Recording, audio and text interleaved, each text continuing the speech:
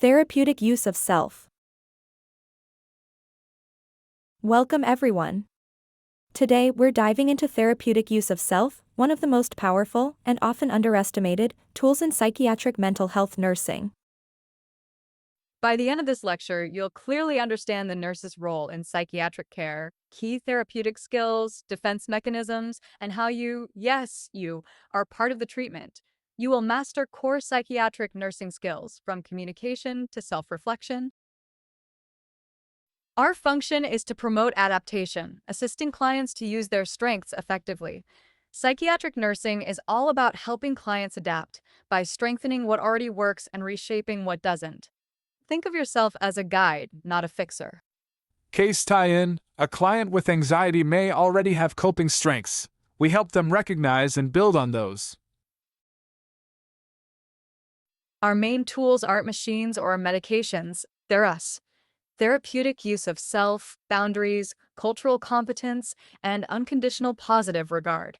Effective therapeutic communication is foundational for building trust and facilitating healing. Therapeutic use of self means intentionally using your personality, insight, and communication to support healing without making it about you. Developing empathy, active listening, and professional boundaries are essential for your practice. This is acceptance without judgment.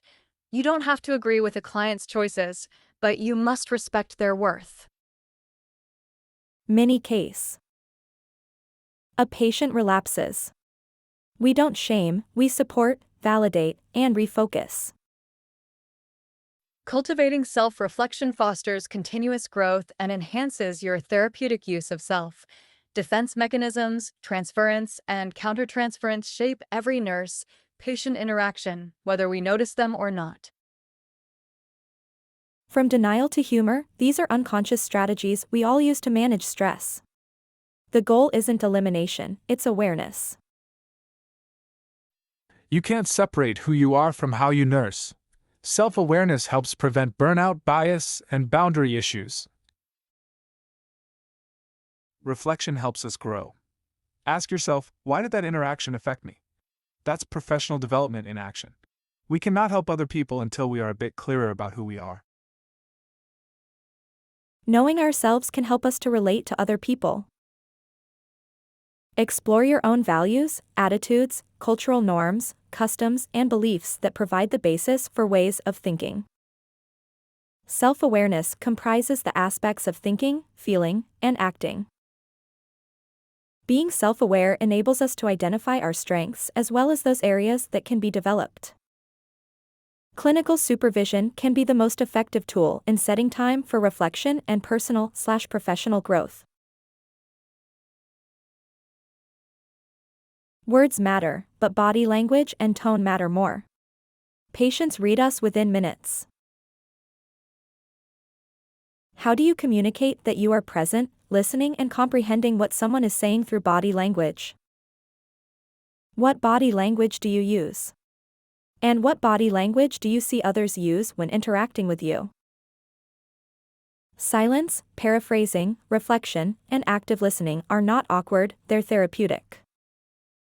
Similar to therapeutic communication, motivational interviewing is an evidence-based approach to elicit change talk and help individuals resolve ambivalence, enhance motivation for change, and take proactive steps towards achieving their goals.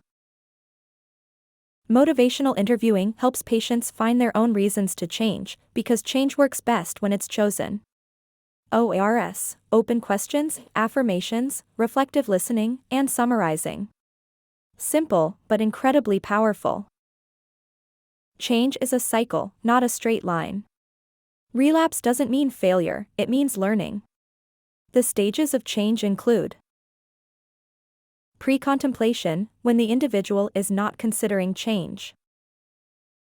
Contemplation, when they are favorable disposed to change but have not made concrete plans or adopted any action. Planning, when strategies have been selected but not yet used.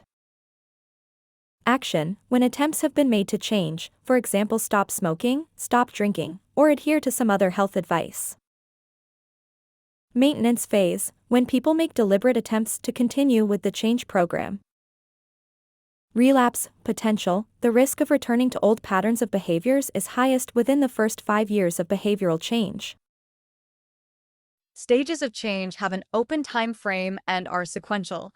When addressing problem behaviors, assess and tailor interventions on 1. What stage of change the individual is in. 2. What are the pros and cons of change problem behavior? 3. How motivated and confident is the individual in participating in changing behavior? We explore, offer, and explore again, always with permission.